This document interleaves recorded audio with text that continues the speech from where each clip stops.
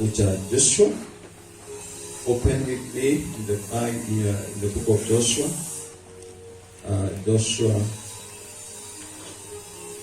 Joshua chapter 24. Joshua chapter 24. And tuweze kusikia neno la Mungu kutoka pale. Now, I want to talk about serving God or choosing to serve God. Kuchagua kumtumikia Mungu. Bwana Yesu asifiwe sana. Angalia jirani yako, mwambie kumtumikia Mungu. Alafu naweza muuliza, tafadhali let's communicate. Ni sitawapea kazi nyingine ya kuulizana maswali mengine ama kusema kitu kingine. Sawa. Muulize, je, wewe unamtumikia Mungu? Muulize swali tafadhali. Je, wewe, na hata asikujibu akiweza kujibu ni sawa, lakini usimwande ya kwamba lazima ujibu hiyo. Au muangalie na sura mbaya jibu. Hapana. So, nataka kuzungumza kuhusu tumikia Bwana or serving God. And one of the things that I've come to realize, and it is very open in our Bibles, ni ya kwamba Jesus taught so much about serving. Yesu alifunza sana kuhusu kutumika. Actually, he demonstrated it himself. Yeye mwenyewe hakuzungumza tu, ni kama vile wanawaambia kuhusu maombi. Watu wengi sana wanaongea kuhusu maombi, tuombe, tutaomba, lakini they don't do what? They don't pray. So they just they talk of prayer just by the word of mouth, but they don't do the real prayer. And so Jesus was not such kind of a person. He spoke about serving. He encouraged people to serve. And actually, akawaonyesha mfano. Akawapatia ama akaonyesha njia ya kuweza kutumika. He demonstrated it himself. And this is by one instance when he washed his disciples' feet. Aliosha wanafunzi wake miguu. Na ikafika mmoja karibu aseme, Yesu wewe ni mkubwa bwana. Huwezi osha mimi miguu. But Jesus was like, hapana, ni lazima. Because he wanted to demonstrate even to that person who thought he is good, he stands a better position to serve. But Yesu akamwambia, no, I have to teach you how to do this. And a teacher or a trainer is very much pleased when they see their disciples follow their teachings. Mwalimu yeyote yule, hata mchungaji yeyote yule kama mimi, ninafurahi na ninaweza penda sana na kufurahi sana ninapoona kile ambacho nimehubiri siku ya leo ama siku zilizopita, kile ambacho nimehubiri you are able to follow, you are able to do it. When I speak about prayer, nikiona watu wakikuja hapa kwa maombi, ni ya kwamba sijikuti peke yangu, ninafurahi, ninasikia, thank God, there is something that you help me to say to your people, na wamesikia, na wameweza kulipa gharama, wameweza kusacrifice time yao na nguvu zao. Tunapoongea kuhusu kumjengea Mungu ama kufanyia Mungu kazi, ninapozungumza mambo yale kama mwalimu kwa leo ama sasa hivi, nikiona kitu kinapofanyika, it is my joy. As it is the joy of every parent as well, wanapoambia watoto ama wanapoelekeza watoto, na watoto wanatii yale mambo ambayo wazazi ama mwelekezi ameweza kuelekeza. And even to your bosses, all of you, wale ambao mko kazi, ambapo mkubwa wako ama labda wewe ni mkubwa pia, unapoelekeza ama unapoelekezwa, unapotii, ina apply katika mambo nini kwa watu wote. So Jesus taught his disciples, and he was happy actually when he saw them do the things that he was teaching them. And so Jesus also desires that when the things he tells us to do, tunazifanya tukiwa na mioyo iliyo na furaha, mioyo iliyo mikunjufu. Hallelujah. Now, scripture ambayo nimesema, it is of one man, Joshua.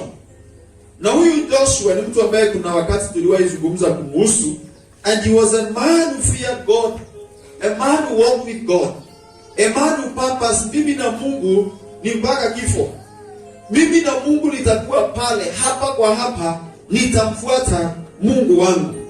Na ukisoma katika Joshua from chapter 1 and from verse, chapter 24, from verse 1, ninafikiri nitasoma kwa upesi ndiposa nisiwapoteze. Joshua chapter 24 from verse 1 to verse 15. The Bible inasema hivi: Then Joshua assembled all the tribes of Israel at Shechem. He summoned the elders, leaders, judges, and officials of Israel, and they presented themselves before God. Joshua said to all the people, "This is what the Lord says." Nataka tuweze kwenda vizuri na tuelewe. Joshua akawaita wale mataifa ama makabila ya Waisraeli katika mahali palipokuwa panaitwa Shechem. Akawaita viongozi wake wote, majaji wake, kila mtu aliyekuwa katika uongozi haswa aliweza kuwaita, na wale walikuwa na sehemu nzuri ya kuweza at least kwenda kupeleka ujumbe kwa wale wengine ambao hawataweza kufika ama hawakuweza kufika pale. So akawaambia kwamba, Joshua said to the people, verse 2, "This is what the Lord says." So maneno haya ambayo Joshua ameita wale watu viongozi hapa, sio maneno yake yeye mwenyewe, ni vile ambavyo Mungu amezungumza na yeye, akamwambia, hebu niambie kwa niaba yangu, ambia wana wa Israeli, especially wale viongozi wake, kuhusu mambo haya ambayo nimeona, ambayo nimechunguza na ni ukweli. Na nataka uweze kusikiza vizuri hapa, because some of these things ambazo ninazungumza hapa ama tunasoma hapa, ndizo vitu ambazo zinatuaffect hata siku ya leo. Tunaweza kuwa tunajua ama hatujui, lakini mengi yake ni yale mambo ambayo inafanyika leo. Inawezekana sio kwako sasa hivi, lakini utaona ya kwamba ni kuna vitu zilifanyika ama huenda zinafanyika katika maisha yako ama jamii yako kwa umbali, na huenda usijue, lakini ni vizuri kuweza kujua kile ambacho Mungu anakusudia wewe na mimi kuweza kujua kuhusu maisha yetu na pia katika hali ya jamii zetu. Bwana Yesu asifiwe sana. So verse 2, this is what the Lord says, the God of Israel says. Maneno haya sasa ni ya Mungu, hata imewekwa ile inaitwa opening remarks. Long ago, before your forefathers, including Terah, the father of Abraham and Nahor, lived beyond the river and worshipped other gods. But I took your father Abraham from the land beyond the river and led him throughout Canaan and gave him many descendants. I gave him Isaac, and to Isaac I gave Jacob and Esau. I assigned the hill country of Seir to Esau, but Jacob and his sons went down to Egypt. Then I sent Moses and Aaron, and I afflicted the Egyptians by what I did there. And I brought you out. When I brought your fathers out of Egypt, you came to the sea, and the Egyptians pursued them with chariots and horsemen as far as the Red Sea. But they cried to the Lord for help, and he put darkness between you and the Egyptians. He brought the sea over them and covered them. You saw with your own eyes what I did to Egyptians. Then you lived in the desert for a long time. Verse 8. I brought you to the land of the Amorites, who lived east of the Jordan. They fought against you, but I gave them into your hands. I destroyed them from before you, and you took possession of their land. When Balak son of Zippor, the king of Moab, prepared to fight against Israel, he sent for Balaam son of Beor to put a curse on you. But I will not listen to Balaam, so he blessed you again and again, and I delivered you out of his land. Then you crossed the Jordan and came to Jericho. The citizens of Jericho fought against you, as did also the Amorites, Perizzites, Canaanites, Hittites, Girgashites, Hivites, and Jebusites. But I gave them into your hands. I sent the hornet ahead of you, which drove them out before you. Also, the 2 Amorite kings.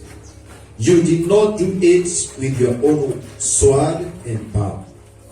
So I gave you a land on which you did not toil, and cities you did not build, and you live in them and eat from vineyards and olive groves that you did not plant.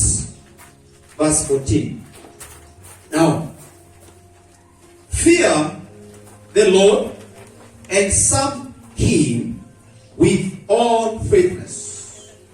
Throw away the gods your forefathers worshipped beyond the river and in Egypt, and serve the Lord. Verse 15. But if serving the Lord seems undesirable to you, then choose for yourselves this day whom you will serve, whether the gods of your forefathers served beyond the river, or the gods of the Amorites in whose land you are living. But as for me and my household, we will serve the Lord. Hallelujah. Bwana Yesu asifiwe sana.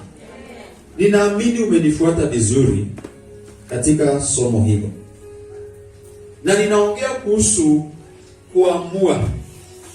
Uamuzi wa kutumikia Bwana.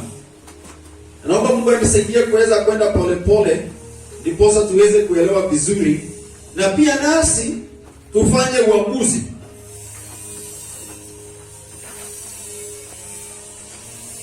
Men or women are called servants of God because of what they do for God. Bwana Yesu asifiwe sana. Tunaita wadada kwa wadugu watumishi wa Mungu. The servants of God, from the word service. Serving, serve. Simply because they are doing something or they are serving God.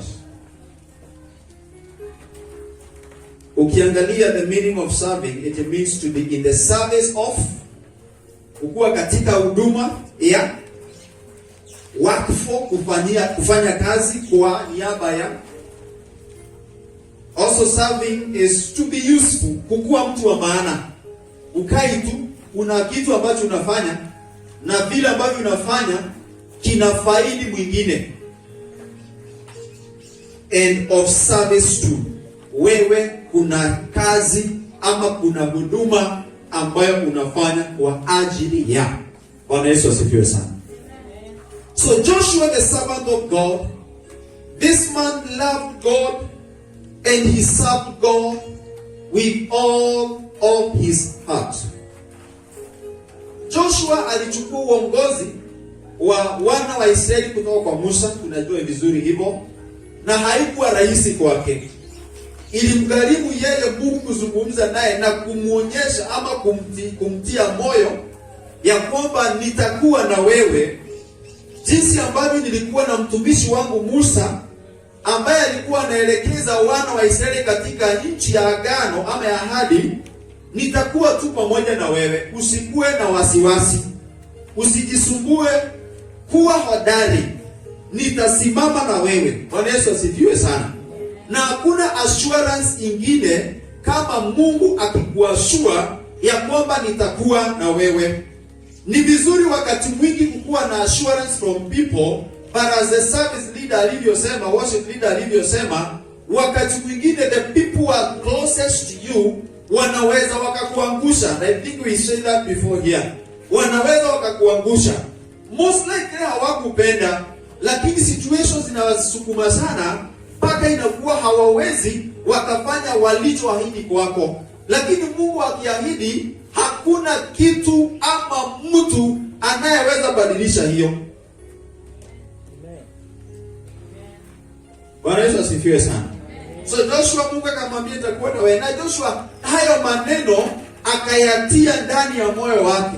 Na naamini kwa sababu ya ile encouragement ambayo alipata kwa Mungu, alifanya uamuzi, mimi nitasimama na kazi ya Mungu. Nitasimama, nitafanyia Mungu kazi, nitaongoza hawa wana wa Israeli. Na haikuwa rahisi, wale hawapo wadogo, walikuwa wengi. Of course kuna watu walikuwa nyuma yake wakimsaidia, lakini he was a key person. And leading people, let me tell you, watu wa Mungu, it is not easy. Wewe kuna watoto wako kwa nyumba, wawili watatu mmoja, na wakati mwingine utasikia wazazi akisema, malezi sio nini? Sio rahisi. Kwa sababu hao ni watu, na ni wangapi? Wawili ama hata mmoja tu. Kuna wenye wanalemewa mpaka wanapelekea kukaa ushago ama nishozo ushago. Kwa sababu sio nini? Sio rahisi. But ukihakikishiwa na Mungu ya kwamba nitakuwa na wewe, usikuwe na wasi. And this is where Joshua was. Mungu akamsaidia.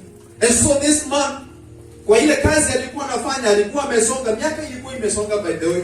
Na alipokaribia miaka yake ya mwisho kabla kuweka kwake, akawa ni lazima aite wana wa Israeli, na Mungu akawa amezungumza na yeye kwa sababu ya yale mambo ambayo wana wa Israeli na viongozi wake na wengi wao waliokuwa pale walikuwa wamejihusisha na mambo yasiyo mazuri, mambo ambayo haikumfurahisha Mungu. Look at this. Mungu alikuwa amewafanyia mambo, alikuwa amewakomboa, alikuwa amewapatia mashamba ambayo kuna mstari tulisoma pale ikasema ya kwamba hata mashamba yale ambayo mnaishi pale ndani hamkufaa kuishi pale, niliwapatia pale na mnakaa. Actually that is in verse 13. So I gave you a land on which you did not toil, the cities in which you did not build. Mnakula pia chakula ambacho hamkupanda. You know, so much Mungu alikuwa amefanya kwa hao, na nikana kwamba hawa watu walikuwa wamesahau, as it happens to many of us,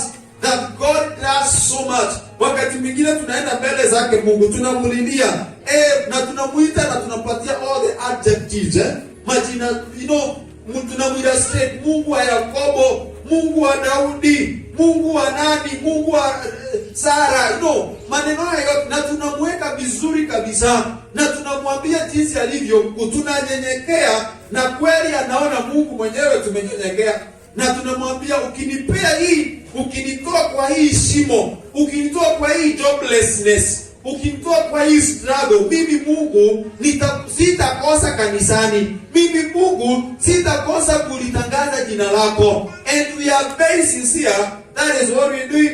Lakini kidogo kidogo tunapobarikiwa ama Mungu anapojibu maombi yetu, inakuwa mwezi moja, 2, 3 tuko tu sawa, lakini inapofika mwezi wa 4 tunaanza kufifia kidogo kidogo, na tunasahau yale ambayo Mungu alikuwa amefanya.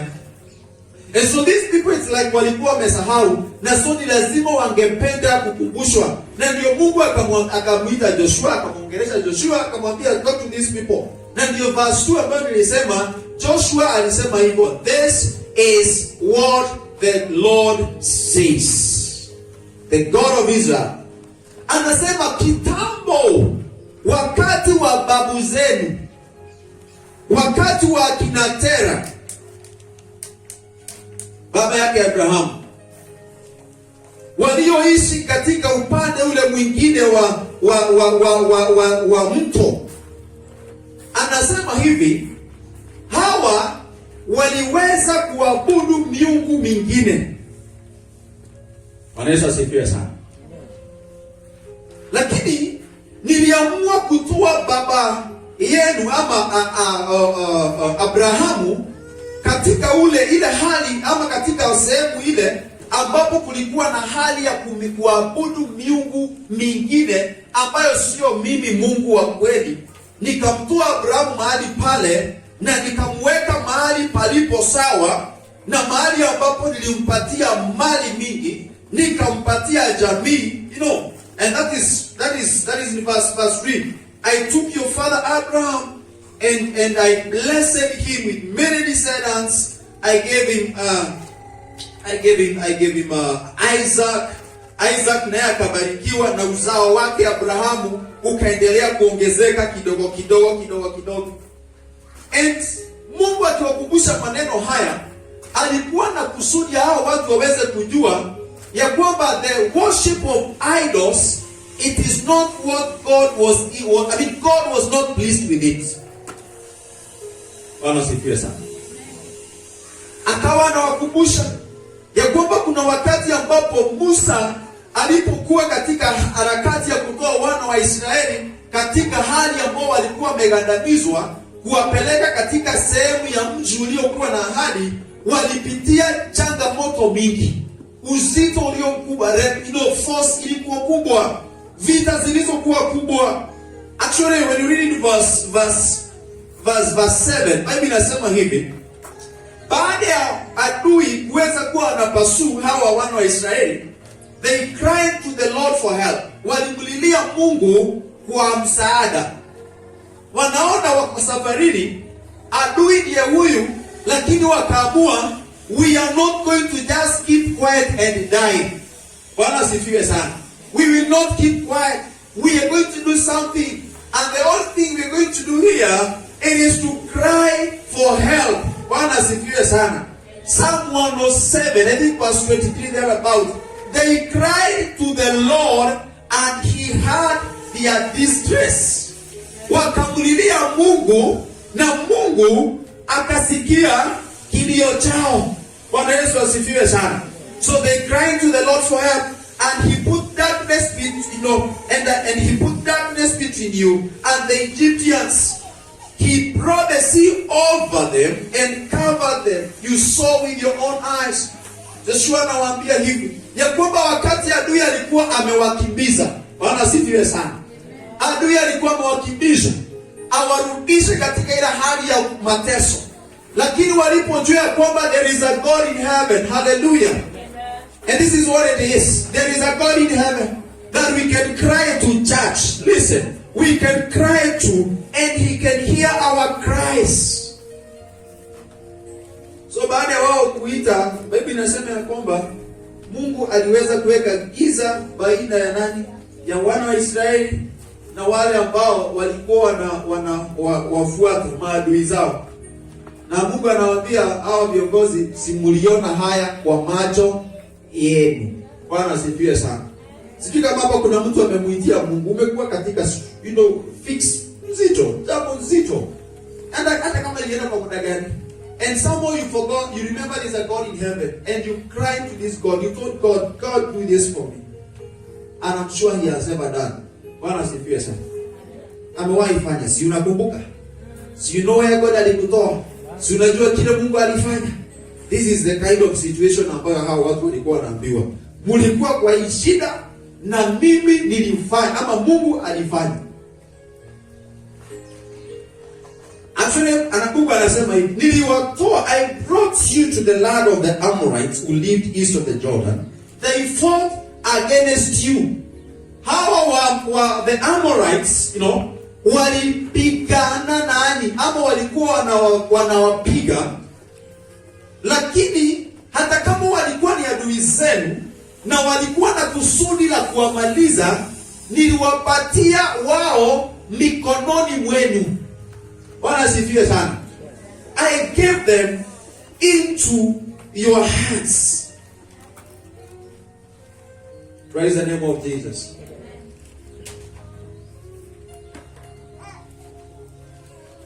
I destroyed them from before you. Mungu anawakumbusha miracles.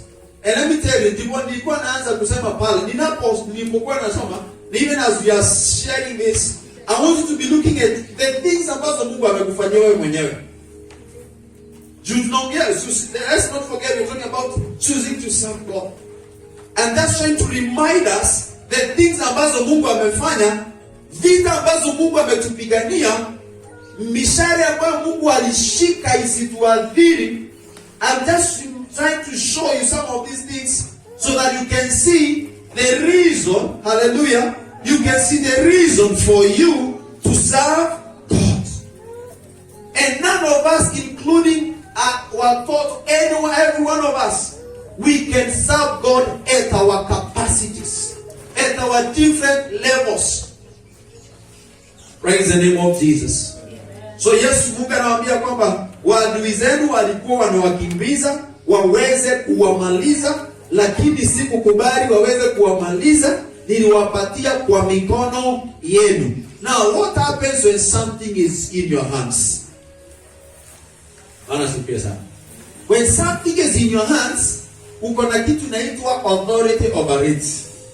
You have the power over it. Bwana sifiwe sana. Praise the name of Jesus.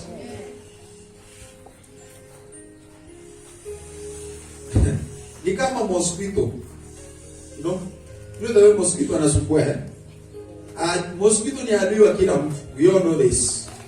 Ndio sababu tunajikinga sana na mosquito. Tunalala kwa neti, labda wengine wanajipaka mafuta fulani, sipile bera kama inaitwaje. Kanasumbua kwa mdudu. Kanaweza kunyima usingizi wa 20 minutes or even 1 hour. Unakatafuta na akapatikana. The moment ukikashika tu hivi. What do you do?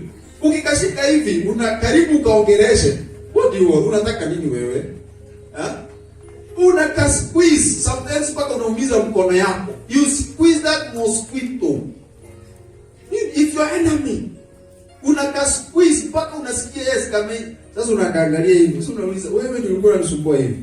And it's dead. Umekamaliza. Kwa sababu kwa mikono yako. Praise the name of the Lord. That is what God was telling these people. That these people tried to fight you. But I gave them into your hands. You have the authority to do with them whatever it is that you want. Bwana Yesu asifiwe sana. And so God fought for them. Mungu akawashindania.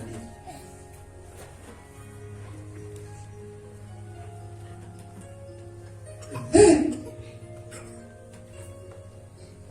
let's go to verse 11.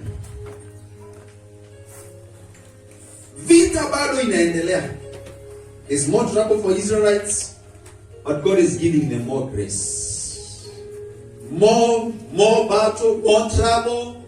God is releasing more grace. Vita inakuwa mingi, lakini Mungu anaweza wa kuachilia neema zaidi hata katika hizo vita. Praise the name of Jesus. Let me tell you, church, when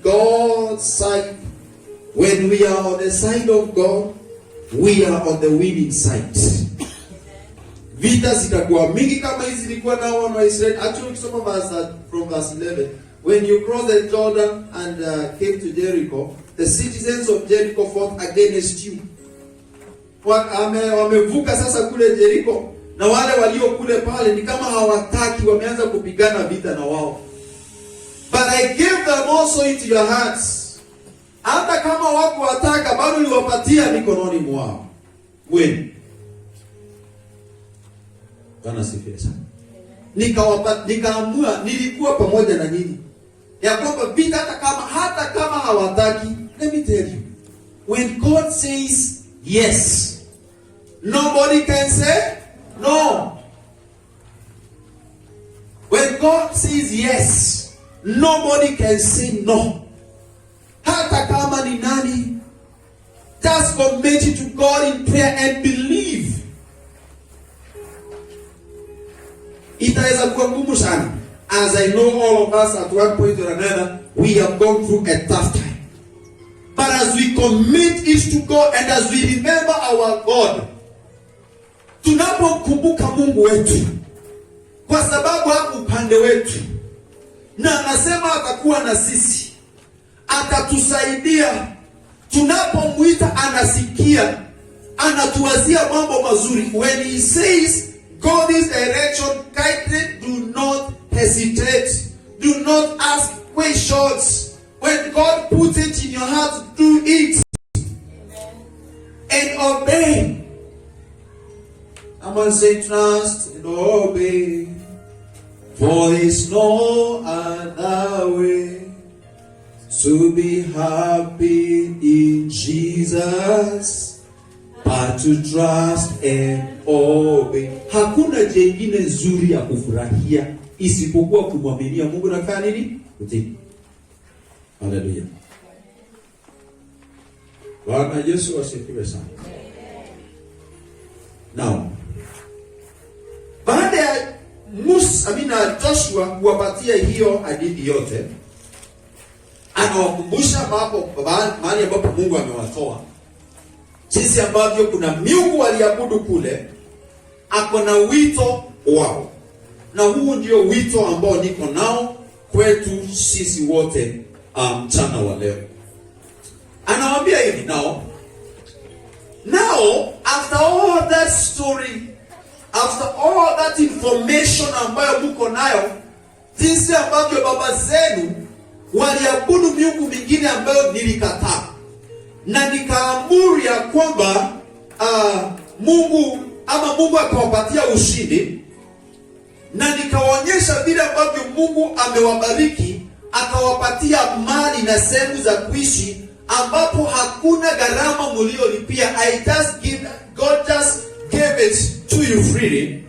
Then there's something here which is more important. Verse 14. Now fear the Lord and serve him with all faithfulness.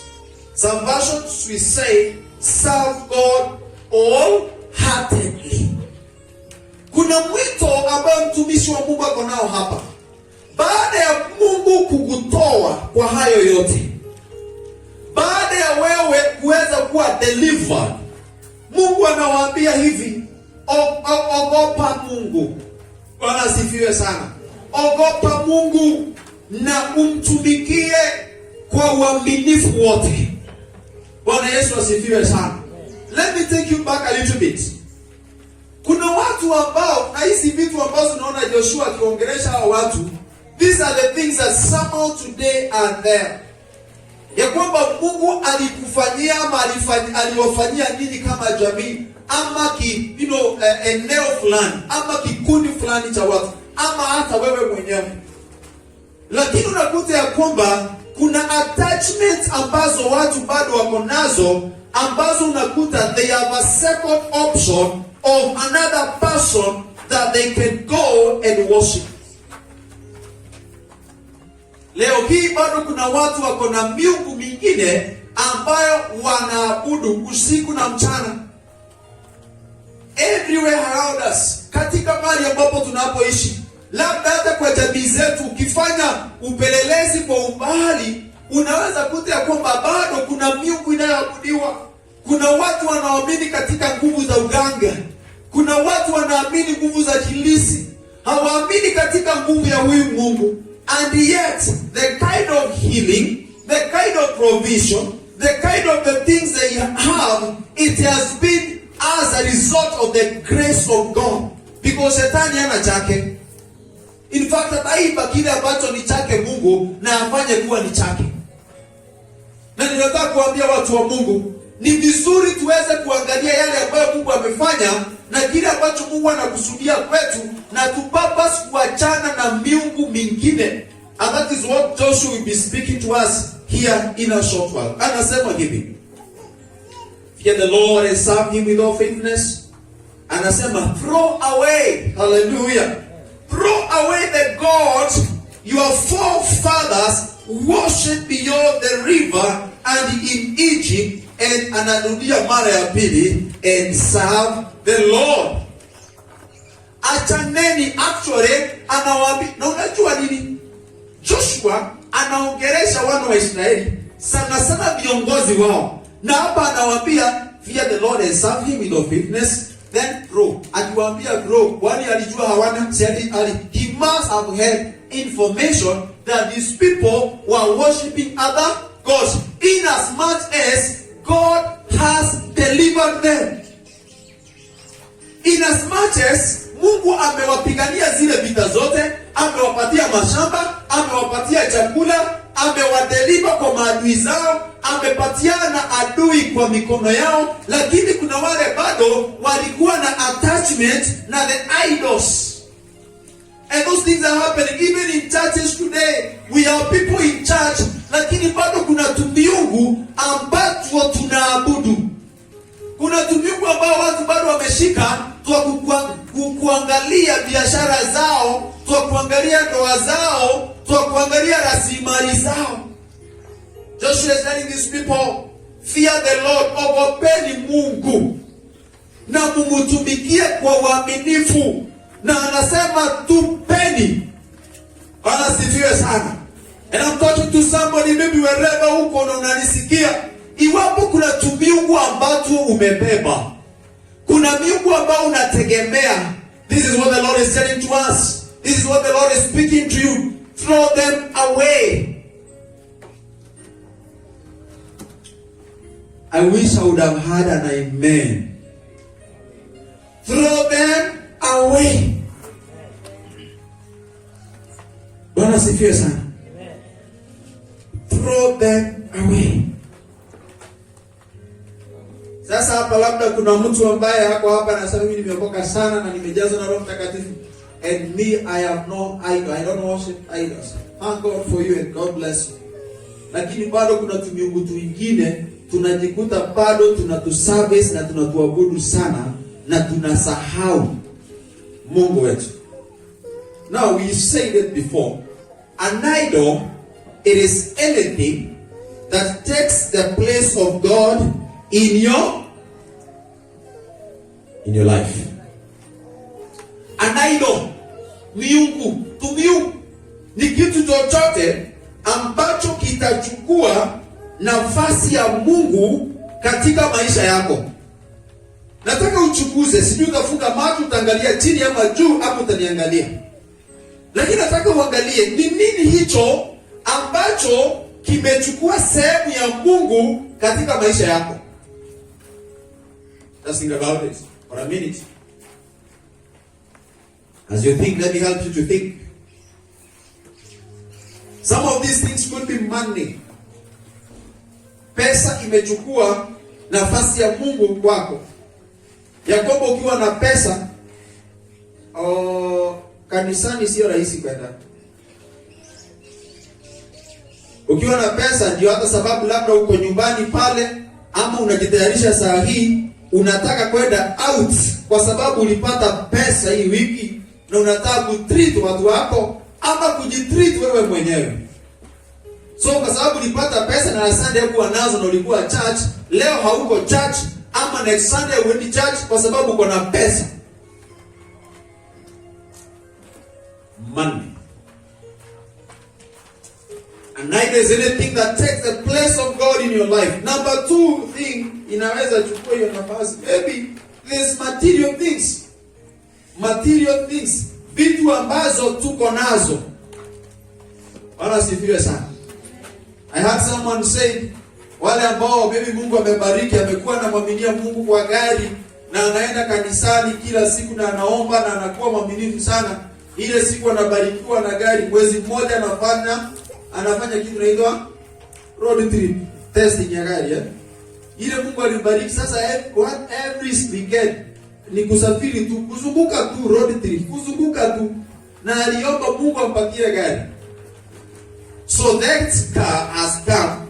It has taken the place of God because hii siku ambayo inafaa kwenda ni yake, kwenda kumwabudu Mungu, ndio siku ya kufanya road test. I have no problem with your blessing. But material blessings or material things. Number three, I hope and I believe this one we get it right. And I have no problem with anyone, by the way. Just bring the word of God to us, to you and to myself as well. Another thing that can take the place of God in your life if you're not careful, it is the relationships. Mahusiano.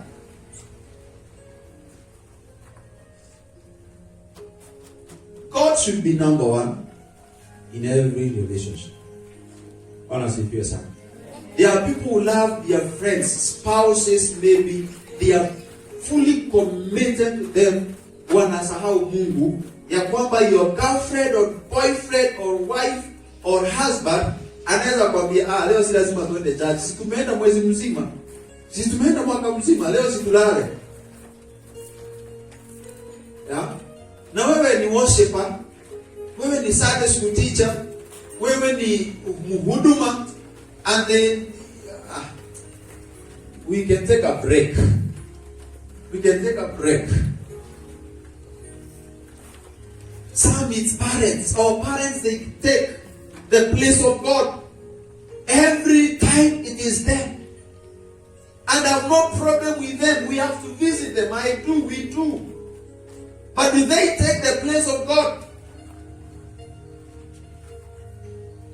Wengine ni marafiki. Sasa hawa ndio wabaya zaidi. Marafiki, vijana wa leo wanasifiana. Sina shida mmoja na yeyote by the way. I have no problem with none of us here. And I'm saying this. Ya kwamba on Sunday it is when friends say, hey niaje, leo form ni gani? Wanasema sina form. Sasa wanakupatia form. Anakwambia niaje tunakam. Sasa wakikwambia unakam unaanza kutengeneza keja unaambiwa biu ingare ndio mabesa wa kama. Na sasa wewe ulikuwa the pianist, vyombo, unashughulikia usafi wa kanisa, lakini hii siku mabeshe wanakaa. Praise the name of the Lord. Hiyo tu ni kidogo, sitaki kwenda sana kwa ile unajua. An idol is anything that takes the place of God in your life. Joshua akasema hivyo. Throw them away. Bwana sifiwe sana. Those idols, throw them away. Anything that will take the place of God in your life, itupilie mbali. Throw them away. Bwana sifiwe sana. So nilikuwa nakusaidia. So kulimaliza kufikiria. You know, I was helping you to think, Nilikuwa nimesema let's think of some of those things that have taken the place of God in our lives. Je, ni kazi zetu? Ni pesa ambayo Mungu anatupa. And imagine this money that God has blessed you with, badala ya umtumikie nayo, look at this and listen to this. Mungu amekubariki na pesa. Na badala ya umtumikie Mungu na hiyo pesa, wewe ni outing every weekend. Wewe ni kukula unono kila siku. Ndugu fulani aliniambia wanapataka pesa. Hiyo wiki yote ni fish kila siku. Unajua fish atukula kila siku. Fish sio omena. Every day fish, chicken, fish. Sasa the first week ikiisha, that is any month. Wiki ya kwanza ikiisha, sasa wanarudi tu kuangaliana. Ili. And that time they had maombi yongwi. Money is there. Because help us to throw away. Bwana sifiwe sana. Throw away. Mimi sitaki kuomba Mungu hiyo pesa ipotee ama isikuje. But be careful. Sijasema itaenda, but be careful. Hizo vitu naenzi sana. Some of them are our phones. Simply said, we can spend a lot of time, even when we are in church. Hallelujah. Even when in church, go to some places. People are in church, but social media, people will not concentrate. They are so much glued into their phones.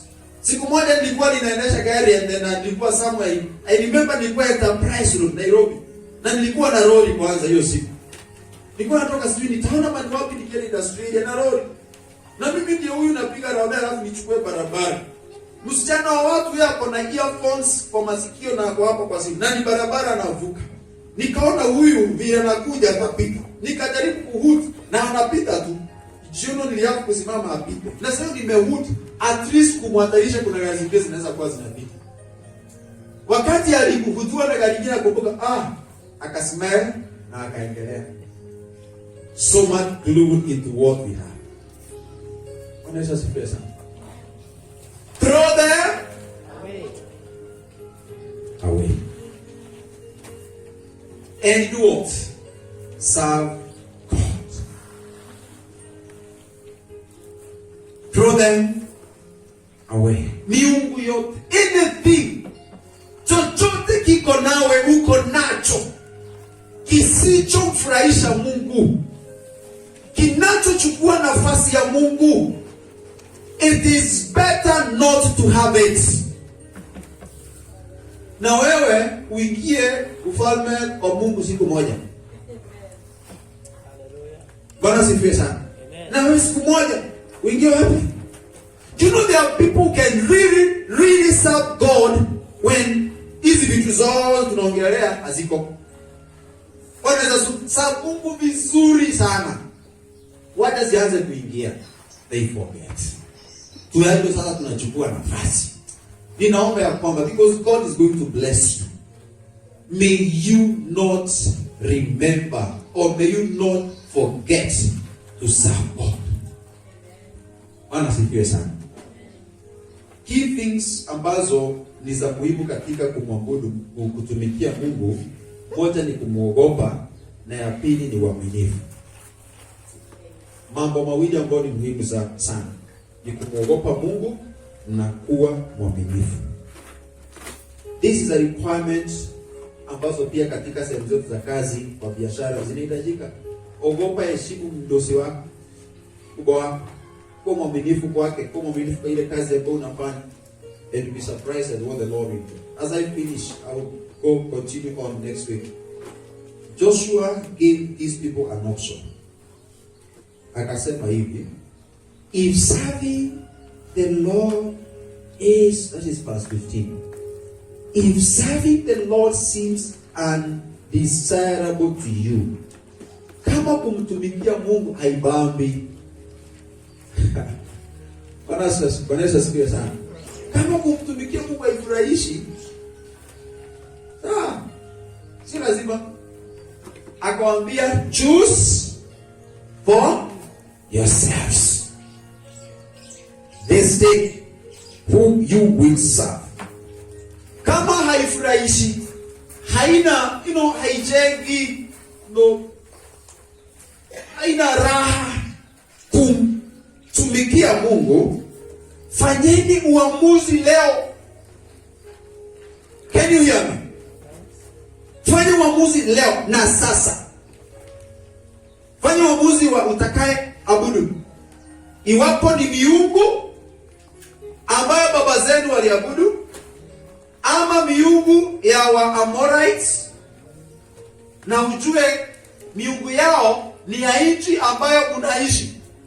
Unajua mahali unapoishi kuna miungu tawala huko. Ile plot unayoishi kuna miungu tawala hapo. Na unaweza amua mimi nitabao kwa hiyo miungu. So ukienda pale kama kuombagwi, wewe unasema sawa, acha basi nipi hata nikae na amani. Hata usione. Mimi kama watu wanafanyanga vituko na ninaziona live na spirit yangu inakatana nazo, unasema mimi sitaki vita na watu, acha nishughulike na hali yangu. Unabao kwa hizo miungu mahali unapoishi. So anasema aidha miungu ya baba zenu ama mahali muko, fanya uamuzi. Lakini mimi na nyumba yangu tutamtumikia Mwenyezi Mungu. Praise the name of the Lord. Me and my house. Bwana Yesu asifiwe sana. Me and my house. Kama una house, you say me and myself. Hallelujah. Me and myself. Na nashukuru Mungu kwa Joshua kwa sababu labda ninaojua alikuwa amepanga watu wake vizuri. Naona kama vile Joshua alikuwa amependa Mungu, hata kama watu wake hawangependa, alikuwa amepapa, mimi nimekata kauli ya kumtumikia nani? Mungu. We will continue from there next week as I show you how or the areas to serve God. How do I serve God? Or the areas zile ambazo ninahitaji kumtumikia Mungu wako. But the point is this: if there is any idol we suspect or is in us, let's throw them away. We better do without and please my God. We better do without and please our God. I want you to bow down for a word of prayer as you pray for yourself. Father, in the name of Jesus, I thank you for this word. One of the things that you have spoken to us is putting away every idol in us.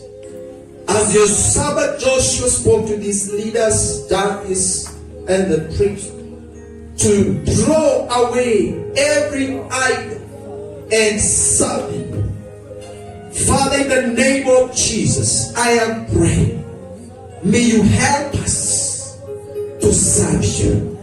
Help whoever was listening to this message this hour to purpose to serve you. In the mighty name of Jesus Christ. Tupe neema Bwana ya kwamba our attention to you will not be diverted by the blessings you release to us. Therefore, I pray for everyone who has had this message. May your word minister to them, and may your grace be sufficient upon them, Lord. That may this week be a great week where they are purposing to walk in the fear of you and in the service of you, to the glory and to the honor of your name. Achilia neema yako Bwana kwa watu wako katika jina la Yesu Kristo. Tunakushukuru Bwana na tunasema ni asante. Pokea sifa zote na utukufu wote, mfalme mwema, maana wewe ni mwaminifu. And it's in the name of Jesus Christ we pray and we give thanks. Amen.